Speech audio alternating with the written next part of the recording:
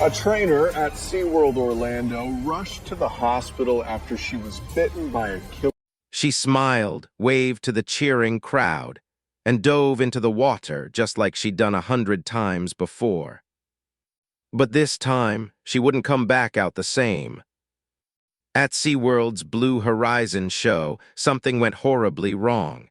The audience was watching a performance, but Mari Ellington was living a nightmare. Neptune, the star orca, once seen as gentle and majestic, suddenly turned into a 6-ton predator. With no warning, the routine shattered. The water turned violent, and screams echoed through the arena. This is the chilling story SeaWorld doesn't want you to hear. But Mari's case isn't the only one. Across the world, killer whales have broken training and trust, leaving trails of trauma, tragedy, and unanswered questions. Today, we relive the final, terrifying moments of Mari Ellington and 5 others who faced the ocean's deadliest showstopper, up close. Viewer discretion is advised. Number 6.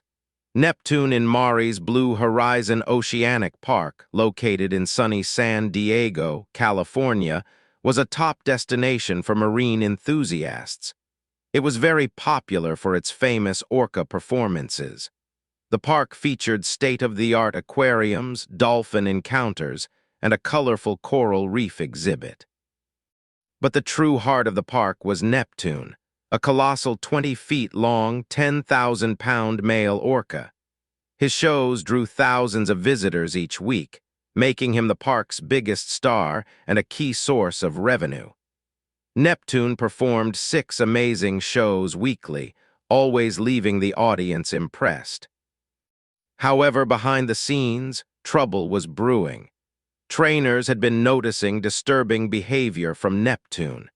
He would slap his tail against the walls of his tank and sometimes outright refuse to follow commands.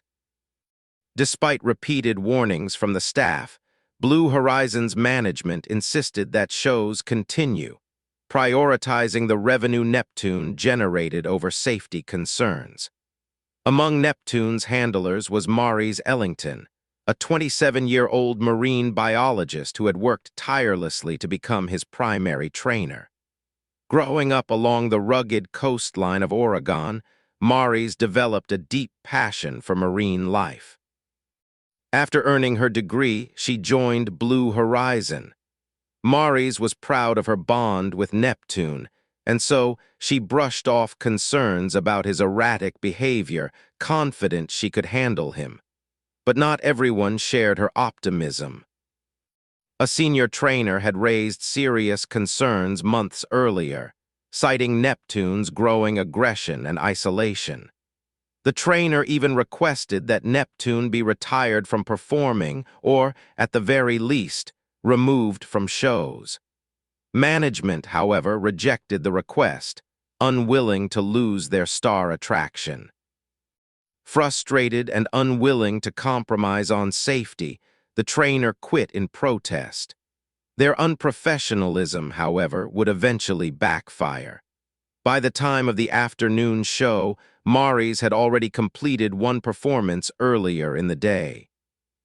The amphitheater was once again filled with eager families and children, excited to watch Neptune. Despite Neptune's unpredictable behavior in recent months, Mari's remained confident. She even reassured her colleagues, saying she believed he was in a good mood that day. Before the show began, the trainers reviewed the cues and safety protocols one final time. As the music swelled and the announcer welcomed the crowd, the energy in the amphitheater shifted. The audience of roughly 500 people cheered as Neptune entered the tank, his massive form gliding into the water. The show started smoothly. Under Mari's guidance, Neptune completed his opening routines flawlessly. The crowd erupted into applause as the orca did his display. For a brief while, it seemed like everything was back to normal. Neptune appeared to be his usual majestic self. Then came the finale, the centerpiece of the show. A synchronized swim between Mari's and Neptune. Mari's entered the water and Neptune began circling her. Mari's signaled for him to perform a breach alongside her, and for an instant it looked like he was going to comply. But suddenly Neptune veered off course.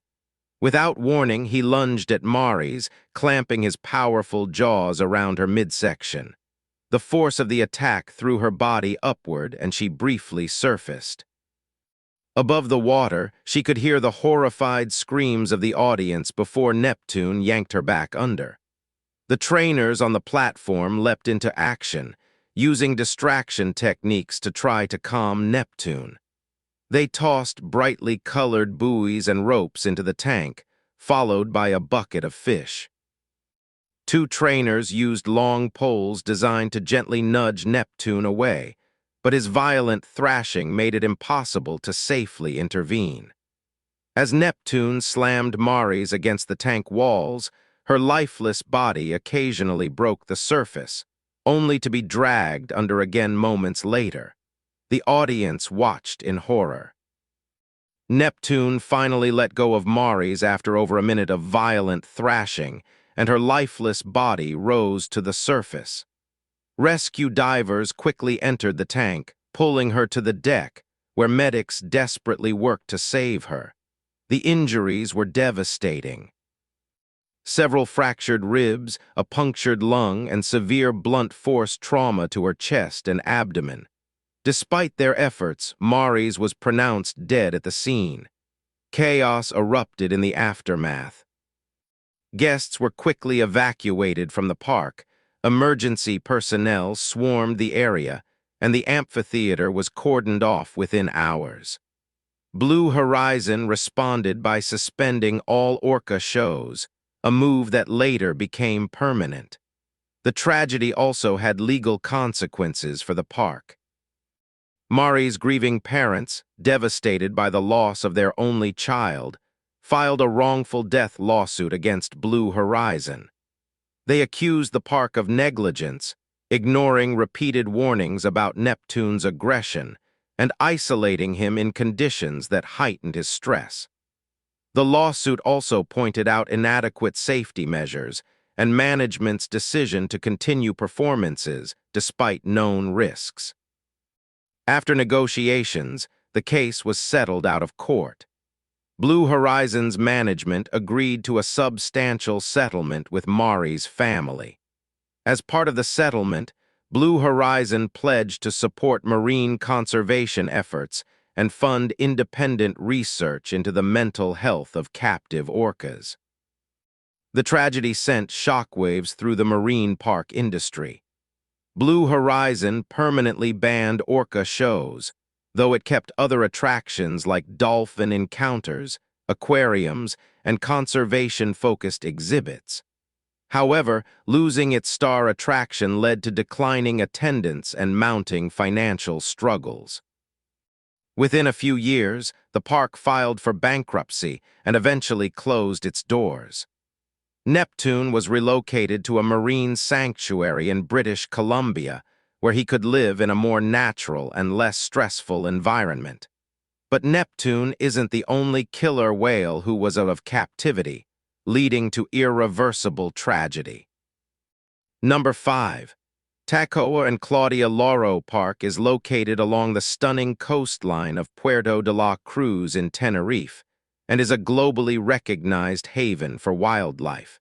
It's got over 100,000 square meters of lush greenery. The park is home to a diverse collection of species and attracts millions of visitors annually. It was initially established as a sanctuary for parrots, but it evolved into a world-class destination featuring dolphins, penguins, and its most famous residents, the orcas. Among the park's main attractions is the Orca Ocean exhibit, where these majestic marine mammals perform shows that showcase their strength, intelligence, and beauty. Yet behind the glitz and glamour of these performances, things were quite not right. One of the park's stars was Tilikum's son, Takoa, a 6-year-old male orca weighing over 3,300 pounds.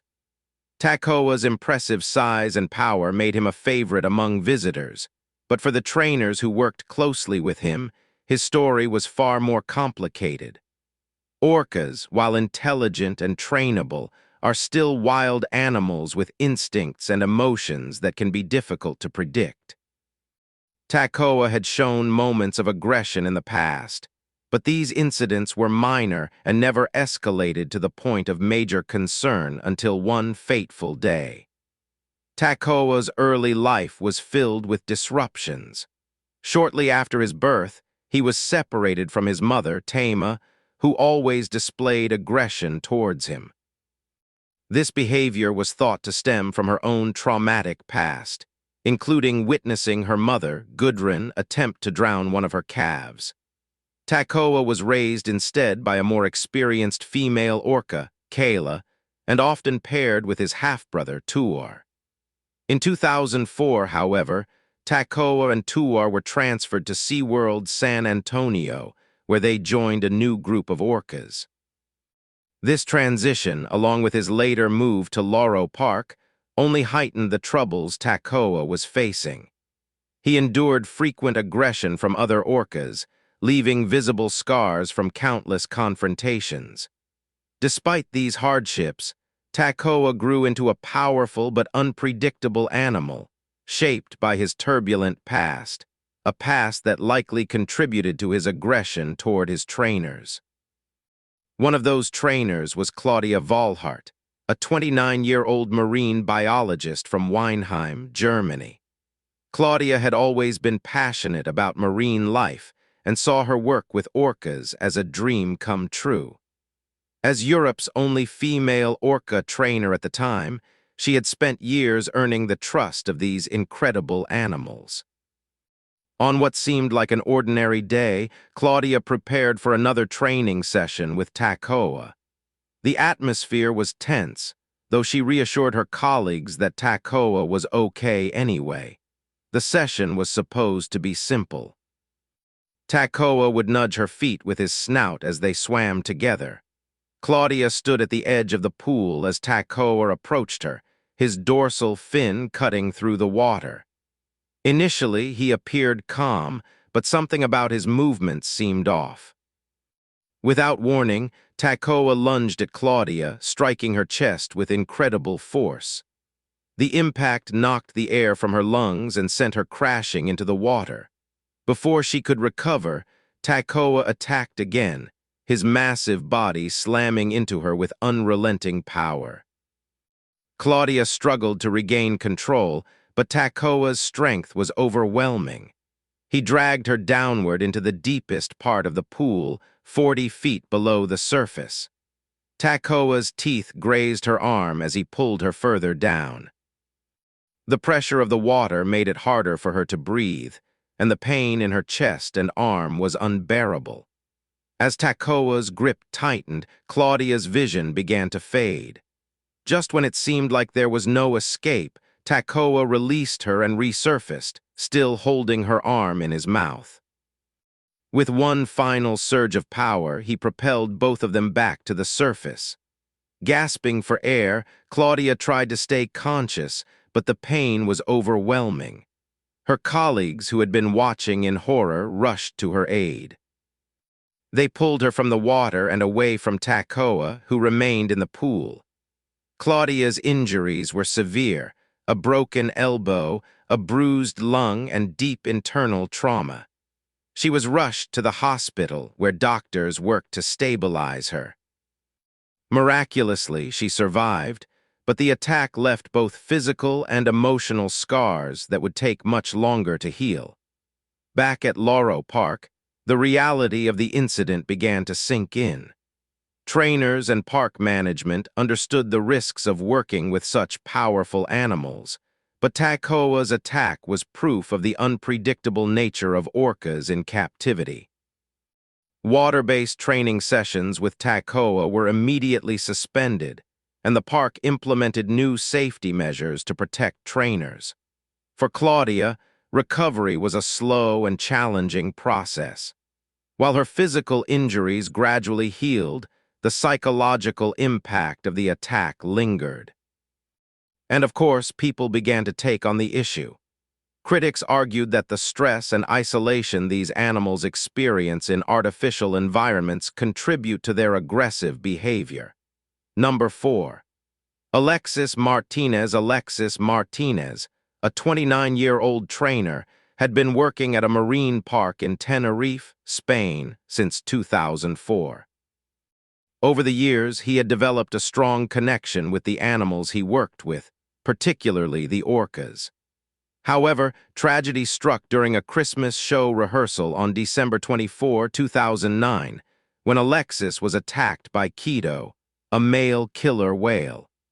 That day, Alexis was conducting a training session with Keto, preparing for the upcoming holiday performance. During this session, Keto initially surfaced with Alexis Martinez and appeared calm, giving the impression that things were under control. However, those observing noticed that Keto seemed to position himself between Martinez and the stage, as though blocking his access. Despite this unusual behavior, Martinez remained composed and waited for Keto to calm down further. He then requested a stage call, which involved an underwater tone signal. Keto responded to the tone as expected and swam toward the stage, where he was met by another trainer named Brian. Once Keto reached the stage, Brian directed Martinez to swim away from the area and head toward another designated spot in the pool. As Martinez began to swim away, using a sculling motion to move through the water, Keto's behavior changed. The orca started leaning toward Martinez in a subtle but suspicious manner. Sensing the situation might escalate, Brian attempted to regain control by giving Keto a hand target, a signal used to redirect the animal's focus. Unfortunately, Keto ignored the command and moved toward Martinez. What happened next was sudden and harsh. Keto used his rostrum, the front part of his head, to push Martinez to the bottom of the pool. The effect of the attack was brutal, as it was immediate. Martinez suffered multiple internal injuries, including severe trauma to his chest. Alexis died from these injuries, with the official cause of death listed as massive internal bleeding. The incident shocked those who knew Alexis and raised concerns about the risks trainers face when working with captive orcas. A SeaWorld employee later detailed the event in an incident report. According to the account, Keto had failed to perform several behaviors and respond correctly during the training. Of course, the park described Alexis Martinez's death as an accident and claimed that his body didn't show any signs of violence. The initial explanation from the park suggested that there was nothing unusual about the cause of death. However, after the autopsy was conducted, the true extent of the injuries became clear. The autopsy revealed that Martinez had suffered severe damage caused by the orca attack. He died from serious injuries that included multiple compression fractures. His bones had shattered under intense pressure. In addition to these fractures, the autopsy report also revealed that Martinez's vital organs had been torn. There were bite marks on his body, showing that the orca had physically bitten him during the incident. These findings painted a completely different picture from what the park initially claimed, in a bid to downplay the severity of the event and avoid public backlash. In total, there have been about 40 other reports from around the world of orcas being aggressive and responding negatively to held captive. Number 3. Zuka. In July 2012, there was a troubling incident involving Zuka, a female orca who was on a breeding loan to Six Flags Discovery Kingdom. She was originally from Marineland in France. During a show, Zuka suddenly lunged out of the water, and in doing so, she threw her trainer several feet forward. This unexpected and aggressive behavior caught everyone off guard. Zuka didn't stop there. She repeatedly lunged her trainer into the water. The whole incident was captured on video by an audience member who was watching the show, and the footage was very concerning. Many critics of marine parks have suggested that Zuka's behavior might have been caused by her lack of companionship. Before this incident, Zuka had a companion, a bottlenose dolphin named Merlin. However, Merlin was later moved to a different area of the park, leaving Zuka without a companion. Some animal experts and activists believe that the lack of a companion may have contributed to Zuka's frustration and aggression, as orcas are highly social animals and often form strong bonds with others.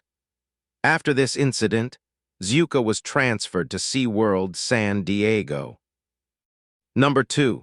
Annette X and Shamu. On April 20, 1971, Annette X, a secretary at SeaWorld, was convinced to participate in a publicity stunt involving the park's main attraction, a 10-year-old female orca named Shamu. The stunt was part of an event designed to draw attention to the park in San Diego, California. X was encouraged to ride on Shamu's back as a part of the show. Everything seemed fine at first, but as the ride was coming to an end, something went terribly wrong. Without warning, Shamu suddenly threw X off her back. When she fell into the water, the orca grabbed hold of her leg and began pushing her through the pool. The situation became very dangerous, as X was trapped in the orca's grip. Trainers who were watching from the side of the tank rushed to help. They attempted to pull X out of the water, but Shamu wasn't letting go. The orca continued to hold onto her leg, making it difficult for anyone to rescue her. The trainers eventually had to use a pole to pry Shamu's jaws open in order to release X. Once freed, she was quickly carried away on a stretcher. The injuries she sustained were serious, and she needed 25 stitches to close the wounds on her leg caused by the orca's bite. After the incident, X decided to take legal action, and they sued SeaWorld for the injury. However, despite the seriousness of the event, the court later overturned the monetary award she was granted on appeal, and she never got the compensation she had hoped for. Number 1. Ken Peters and Kasatka. On November 29, 2006, a serious and frightening incident took place at SeaWorld San Diego. Kasatka, one of the park's 7 orcas, grabbed her trainer, Ken Peters, by the foot during an evening show at Shamu Stadium. The orca's grip was so strong that she dragged Peters to the bottom of the tank multiple times. The audience could do nothing but watch in shock as this situation unfolded before them. For about 9 minutes, Kasatka kept Peters submerged in the water, refusing to let go. The trainer struggled to free himself, but Kasatka's power made it difficult to escape. Finally, after what must have felt like an eternity, Kasatka released Peters and he was able to swim away and escape from her grasp. However, even after releasing him, Kasatka didn't stop. She followed Peters as he tried to get away, and she proceeded to move over a netted barrier in an attempt to reach him again. This incident was not the first time Kasatka had shown aggressive behavior toward Ken Peters. In fact, this was the second documented attack by Kasatka on the same trainer. It became one of the most widely reported incidents at SeaWorld, and since then, Kasatka has been known to be nearly as aggressive as Tilikum. Over the years, it has become obvious that captive animals in general pose a serious threat to humans, including trainers and staff. These animals are powerful and intelligent. However, their behavior can be unpredictable, especially when confined in unnatural environments. It all just comes down to one conclusion. The wild belong only in the wild. Thank you for watching. Don't forget to give us a thumbs up, leave a comment, and share it with your friends.